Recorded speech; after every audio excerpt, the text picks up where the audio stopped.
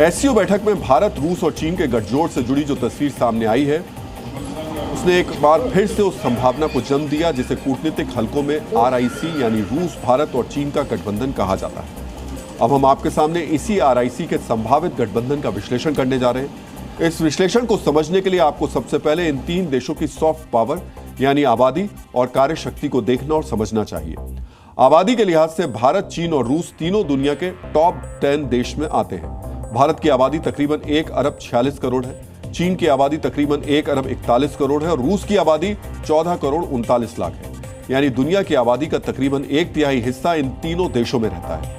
इस लिहाज से ये तीनों देश दुनिया के सबसे बड़े बाजार और दुनिया में 3 बड़ी वर्क फोर्स यानी कार्य शक्ति रखते हैं। सॉफ्ट पावर के साथ ही साथ हार्ड पावर यानी सामरिक तौर पर भी भारत, रूस और चीन दुनिया में बड़ी शक्तियां हैं। इसी वजह से चीन के तियानजिन से हजारों किलोमीटर दूर एससीओ बैठक में आरआईसी के बीच बनी संभावनाओं को लेकर अमेरिकी मीडिया में बड़ी हलचल है। अब हम आपको एससीओ बैठक को लेकर कुछ बड़े अमेरिकी अखबारों और मीडिया हाउसेस की हेडलाइंस भी दिखाने जा रहे हैं, जो आपको अमेरिका में चल रही चर्चाओं से अवगत कराएगी। अमेरिका के मशहूर अखबार न्यूयॉर्क टाइम्स ने अपनी हेडलाइंस में लिखा है, ट्रंप को लेकर भारत के सब्र का बांध टूटता जा रहा है। एससीओ की हालिया बैठक के केंद्र में अब चीन अकेला नहीं है, बल्कि भारत, रूस और चीन एक साथ नजर आ रहे हैं। अमेरिका के बड़े न्यूज चैनल CNN ने कहा गया कि रूस और भारत के लिए चीन ने रेड कारपेट बिछा दिया है। ये एक नया वर्ल्ड ऑर्डर बनाने की कोशिश है जिसका मौका खुद ट्रंप ने दिया है। अमेरिका की मशहूर मैगजीन द इकोनॉमिस्ट में लिखा गया है, भारत पर हद से ज्यादा टैरिफ लगाकर ट्रंप ने पिछले 25 सालों के अमेरिकी प्रयासों पर पानी फेर दिया। एससीओ बैठक को लेकर लिखी गई हर अमेरिकी हेडलाइन में 2 शब्द बार बार पढ़ने को मिलते हैं। पहला है ट्रंप और दूसरा है ट्रंप का टैरिफ। ट्रंप के इसी टैरिफ से निपटने के संकेत एससीओ बैठक में भी मिले। अब हम आपको एससीओ यानी शंघाई कोऑपरेशन ऑर्गेनाइजेशन का जॉइंट स्टेटमेंट दिखाने जा रहे हैं, जो आपको बताएगा कि ट्रंप का टैरिफ वाकई एससीओ सदस्यों के लिए सबसे बड़ा मुद्दा है। टैरिफ पर एससीओ का रुख समझने के लिए आपको बैठक से आए साझा बयान बेहद गौर से देखना चाहिए। इस साझा बयान में कहा गया है, सभी सदस्य देश उन कदमों का विरोध करते हैं जो एक तरफा है और दूसरे देशों को दबाने के मकसद से उठाए गए हैं। ये कदम वर्ल्ड ट्रेड ऑर्गेनाइजेशन जैसे मंचों के मुक्त व्यापार के सिद्धांतों का उल्लंघन करते हैं और ऐसे कदमों से दुनिया में आर्थिक अस्थिरता पैदा होने की संभावना कई गुना बढ़ गई है। एससीओ के इस साझा बयान ने बताया कि ट्रंप का टैरिफ ग्लोबल साउथ की पहचान कहे जाने वाले एससीओ को कबूल नहीं है, तो साथ ही इसी बैठक से अमेरिका को बड़ी चुनौती देने वाला एक संकेत भी सामने आया।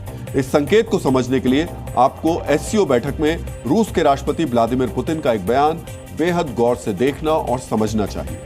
अपने बयान में पुतिन ने कहा, पिछले कुछ वर्षों से रूस और चीन अपनी करेंसी में व्यापार कर रहे हैं। आज ये व्यापार $100 बिलियन की वैल्यू जितना हो चुका है। हम आज भी चीन के साथ अपनी करेंसी में आर्थिक सहयोग को आगे बढ़ा रहे हैं और ऐसा करके हम डॉलर पर निर्भरता से मुक्ति पा सकते हैं। पुतिन ने इशारों में एससीओ सदस्यों को यह बता दिया कि डॉलर पर निर्भरता कम करके ट्रंप के नाजायज टैरिफ का जवाब दिया जा सकता है, यानी डी-डॉलराइजेशन को अंजाम दिया जा सकता है। अगर एससीओ सदस्यों ने इस दिशा में कदम बढ़ाया तो डॉलर पर क्या प्रभाव पड़ेगा, यह समझने के लिए आपको कुछ आंकड़े और अनुमान बेहद गौर से देखने चाहिए।